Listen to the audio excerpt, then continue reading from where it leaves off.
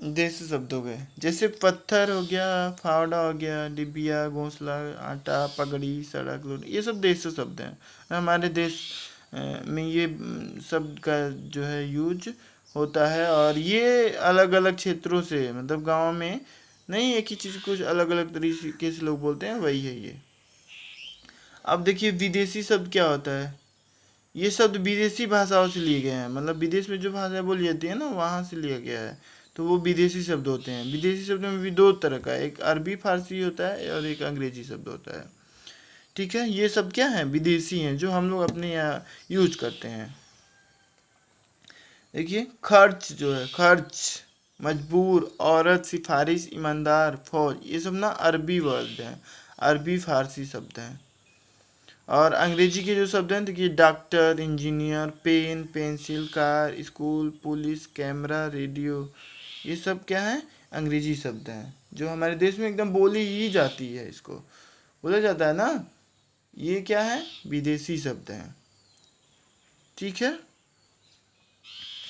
अब दूसरा देख लेते हैं। पहला उत्पत्ति के आधार पे तो हो गया, अब दूसरा देखते हैं बनावट के आधार पे क्या है। बनावट के आधार पे भी जो है शब्द को तीन भागों में बांटा गया है। पहला रूढ़ शब्द होता है, दूसरा यौगिक, और तीसरा योग रूढ़ शब्द होता है। समझ रहे हैं ना, कि जिसे बना हुआ है, कैसे बना हुआ है, ऐसे शब्दों को हम लोग देखते हैं। तो पहला रूढ़ शब्द क्या है, प्राइम वर्ड्स, यानी कि इन शब्दों के सार्थक खंड नहीं हो सकते, इसलिए इन्हें रूढ़ शब्द कहते हैं। यानी कि ऐसे शब्द जिनको अगर अलग अलग किया जाए तो उनका कोई मतलब नहीं रह जाएगा। समझ रहे हैं, इसीलिए वो रूढ़ शब्द हैं। जैसे देखिए मोर, मोर को अलग अलग हम करते हैं, मो, र अलग, तो कोई मतलब बना, मो मीन्स क्या होता है, कुछ नहीं, र मीन्स क्या होता है, कुछ नहीं, इसीलिए ये क्या है, रूढ़ शब्द है। समझ रहे हैं ना। रात, रात में भी अगर अलग अलग करेंगे तो कहाँ कुछ मतलब बनेगा, तो इसीलिए इन्हें रूढ़ शब्द बोलते हैं। अब या यौगिक शब्द को देख लीजिए।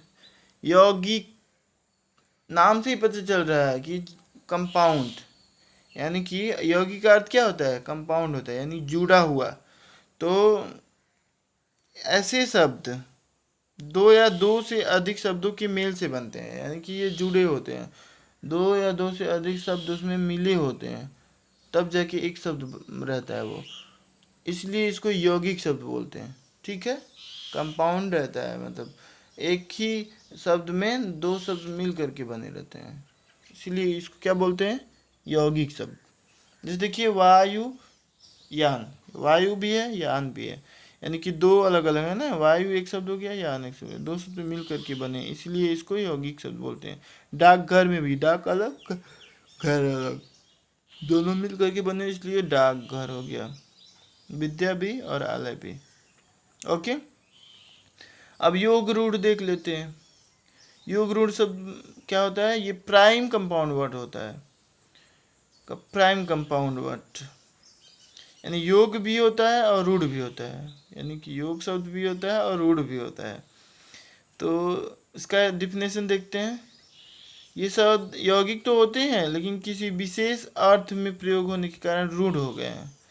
मतलब समझ में आया कि ये यौगिक होते हैं, यानी कि जुड़े रहते हैं अलग अलग दो को मिलके, लेकिन इनका कुछ अलग मतलब निकल जाता है, विशेष अर्थ होता है जो बनता है जो शब्द, इसलिए इसको योग रूढ़ शब्द बोलते हैं। जैसे कुछ एग्जांपल देख लीजिए। नीरज, नीरज क्या होता है, जल में जन्म लेने वाला ना, यानी कि कमल। उसी से चारपाई, चार पैरों वाली, यानी कि खाट, यानी कि देखिए चार पाई, चार और पाई दोनों जुड़े हुए हैं ना यहाँ, लेकिन इनका अर्थ क्या हो जा रहा है, अलग निकल जा रहा है, खाट हो जा रहा है, इसलिए इसको योग रूढ़ शब्द बोलते हैं। तो इस तरह से ये चैप्टर ओवर होता है। थैंक्स।